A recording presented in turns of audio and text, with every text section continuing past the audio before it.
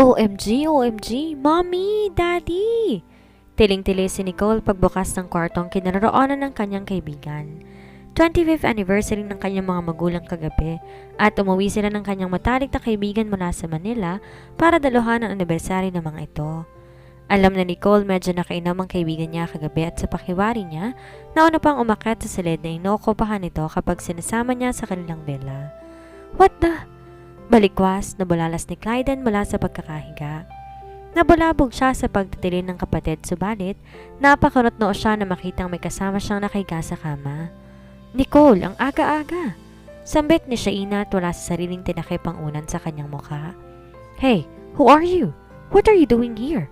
Ani Clyden habang iniinspeksyon ng sarili. As usual, wala siyang damit pang itaas na palagi niyang ginagawa kapag natutulog. Ha? Anong? Bakit? Sinong? Agad na nagtalakbong ng kumot si Shaina na makitang lalaki sa kwartong kinahigaan niya. Di niya mawari kung bakit meron siyang kasama sa room na ito at talagang kasama pa niyang natulog sa kama na magdamag. Oh no! Ikaw ang sino? This is my room. Why are you here? Angin lang lalaki. Wala ka naman dito kagabi eh. Tsaka malay ko bang dumating ang may-ari ng room na to? Saan ni Shaina sa loob ng kumot pa rin? Naiskandalo din siya sa nakaboxer lang na suot ng lalaki. Anong ibig sabihin nito? Clyden anak, anong ginawa mo? Dumagundong ang boses ng mommy nila kasunod ng nakakunot noong si Mr. Villacorda na kanilang ama. Mom, wait. Clyden, hindi kita pinalaki para mag-take advantage sa mga babae. Galit na sabi ng matanda.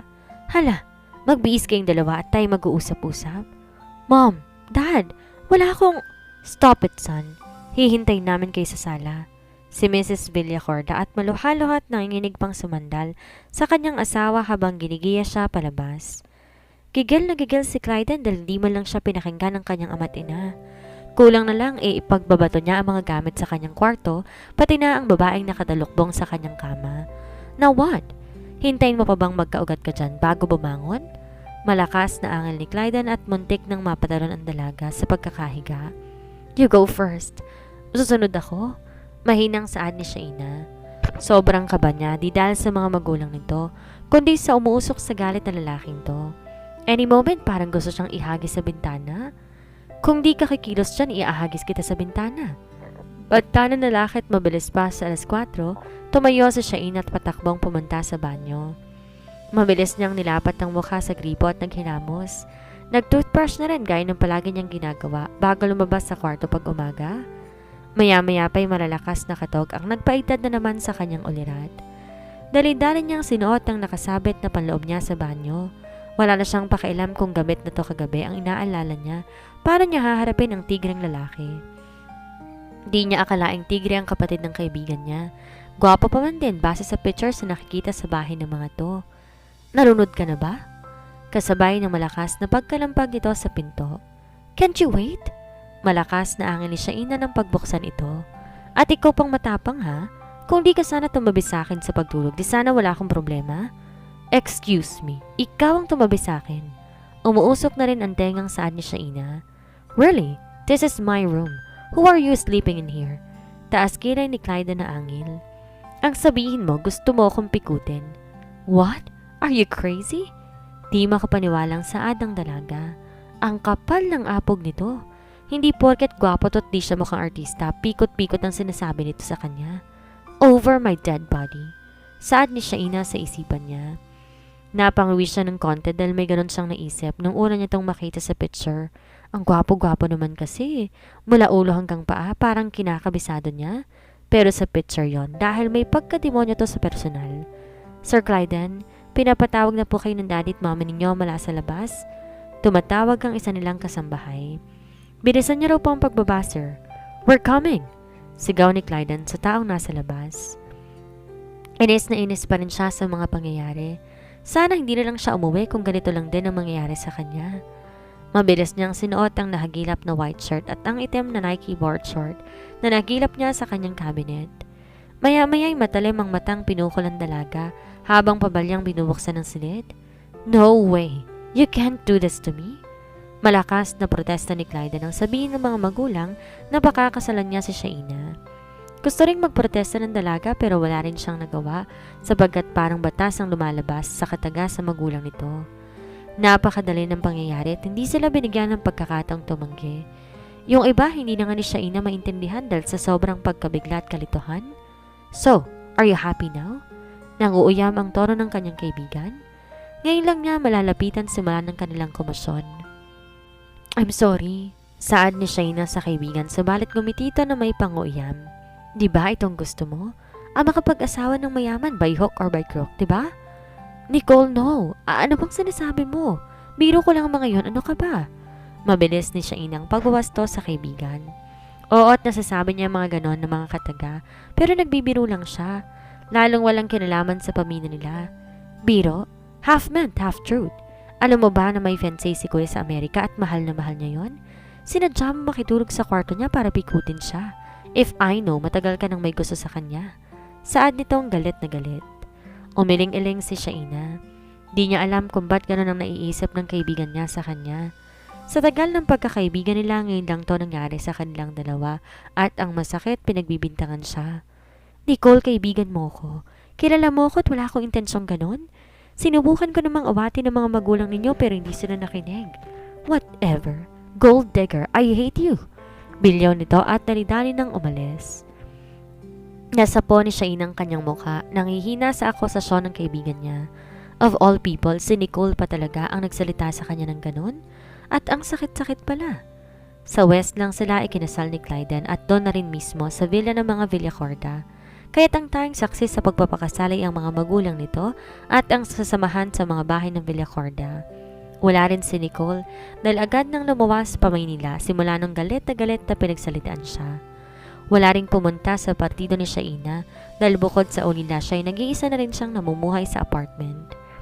Dingid sa kaalaman ng lahat, bago sila ikasal ni Clyden, kinausap si Shaina ni Mr. Villacorda. Meron siyang pinabasang papel ng mga do's and don'ts na napakarami. Kulang na lang don'ts ang kanyang paghinga. Ngunit ipinag-ibit-balikan ni Shaina yon. Wala siyang pakialam sa kayamanan ng mga ito. Pumirma siya ng walang alinlangan at baka naman sabihin pa nila, yaman lang talaga ang habol niya. Pagkatapos ng seremonya, nagkanya-kanya na ang mga to na parang walang nangyari. Umakit siya sa kwarto at doon siya sa kwarto ng asawa, simula na magdesisyon ang mga magulang na ipakasal sila. Nadatnan ni Shaina ang asawa nag-iimpake. Hey! Pukaw niya sa atensyon nito ngunit di man lang to tumingin. Aalis ka ba? Sambit niya ulit dito. Wala kang pakialam, stay away from me. Galit na asek ni Clyden. Napahiya siya at halos maluha sa inaasta nito. I'm sorry. Tell that to the Marines. Please, can we talk? Saad ni Shaina na nagsusumamo. Tanggap niya galit to pero gusto niyang itamang nasa isip ni Clyden na pinikot niya ito. Lumayo ka. Go away. I hate you very, very much. Naiintindihan mo? Galit na sabi ni Clyden at muntik pa si Shainang matumba nang tabigin siya nito at lumabas bitbit ng mga gamit. Napaupo na lang siya sa kama at hinayaang doon umagos sa mga luha. Ano gagawin natin, Oliver? Ang anak mo humihikbi. Si Mrs. Villacorda ang nakasubsob sa dibdib ng asawa. Halos walang tulog ang matandang babae kakaisip sa panganin na anak. Bumalik na ulit sa Amerika kagabi lang at kahit anong pigil nilang mag-asawa, wala na silang nagawa. Shh, darling, it's okay. Babalik din yun. Huwag kang mag-alala. Pero paano sa Shaina? Anong sasabihin natin sa kanya? Nag-aalalang pahayag ng Donya. Kahit ganun ang nangyari, inaalala pa rin naman niya ang nararamdaman ng manugang. She will understand it, darling. Tahan na. Bakit pa kasi nangyari to, Oliver? Ang anak mo. He's okay, darling. Nagtatampo lang yun. Pero wala na si Clyden ulit dito. Higbi pa rin ang asawa. Naiintindihan niya ang matinding pangulila sa anak. Simula na mag-aral sa Amerika ang kanilang panganay, hindi na nila nakakasama pa ito kahit tapos na ito sa kanyang kurso. Sa hagdan, pababasa na si Shaina para kumuha na mainam sa kusina ng maulinigan pag-uusap ng kanyang mga biyanan. Di naman niya sinadyang mapakinggan to pero nanlumo siya na malamang wala na sa Pilipinas ang kanyang asawa. Kung tutuusin, okay lang sa kanya na hindi niya makasama to kasi lately lang niya itong nakita at nakasama. Although attracted siya sa kanyang asawa noon pa man, na picture lang kanyang nakikita pero okay lang naman na hindi niya ito makasama. Masama pati ang ugali nito at di maganda ang turing sa kanya. Pero masakit din pala ang sobrang mabaliwala. Yung tipong una pa lang feeling mo hindi ka nag-i-exist. Dahan-dahan siyang umalis sa kinatatayuan at bumalik na lang sa kanyang kwarto. Kahit paano mukhang mabigat din sa pakiramdam na wala na sa Pilipinas si Clyden. Isang araw na babaan ni Shaina, busy ang lahat ng tao sa buong villa. Bawat isa may kani-kaniyang ginagawa. Maaga rin siyang nagigising tuwing umaga at inaako rin niya ang pagdidilig ng halaman sa hardin ng villa. Ate, tulungan na po kita. Ako na lang pong magdidilig. Saad niya sa isang kawaksi isang umaga. Gusto ni Shainang malibang dahil parang masisiraan siya ng bait, lalo na't wala siyang ginagawa. Buti naman na magkaroon ka ng silbi sa pamamahin na to. Patutsada ni Edna. Nakamasid habang tiningnan siya mula ulo hanggang paa. Po? Saad ni Shaina kahit nabigla siya sa asal nito. Katunayan lahat nga ng tao sa bahay na to, katulong man o hindi sa palagay niya, ang liit-liit ng tingin sa kanya. O bakit? Totoo naman Diba? Pinikot mo lang si Sir Clyden kaya ka nag-aas ng prinsesa? Pasopladang dagdag nito at tigagal siya sa pinagsasabi nito. O etong host, diligan mo lahat yan na magkaselbi ka naman. Padaskol na binigay sa kanya ang pagdidilig. Sige po, salamat. Dapat masanay siya sa ganong asta ng mga taong nasa paligid, pero paminsan-minsan, kumukurot pa rin ang mga to sa kanyang puso. Binalak ni Shainang magpaalam sa biyanan para babalik siya na Maynila, subalit nagalit ang mga to sa kanya. Katwiran ng mga to, dito siya iniwan ni Clyden, kailangan dito rin siya madadatnan. Ang weird, ayaw na nga niya sa mga tao dito, ayaw pa rin siyang payagang umalis. At sakay sila ni Clyden na walan siya na pag-asa, na di na talaga siya umaasa. Ang gaan-agan sa pakiramdam kapag nasa hardin siya. Dito parang walang problema, magagandang halaman. Yung ibang tanim niya ay namumulaklak na rin kahit ang saya-saya niya. Alagang-alaga niya mga to kahit hapon, nagdidilig siya para lalong namulaklak ang mga to. Pagkatapos ni Shaina sa hardin, nagtungo siya sa kusina para magtimpla ng sariling kape. Good morning po, Ate Luz. Nahihiya pa niyang saad ng madatna na matandang katulong sa villa na halos hindi magkanda o gaga sa ginagawa. Tiningnan lang siya nito at agad pinagpatuloy ang ginagawa. May maitutulong po ba ako? Anas ni Shaina sa matanda. At tiningnan niya to ng diretsyo. Si Ate Luz matagal nang naninilbihan sa mga Villa Corda ayon sa narinig niyang kwento. Siya rin ang mayordoma sa villa.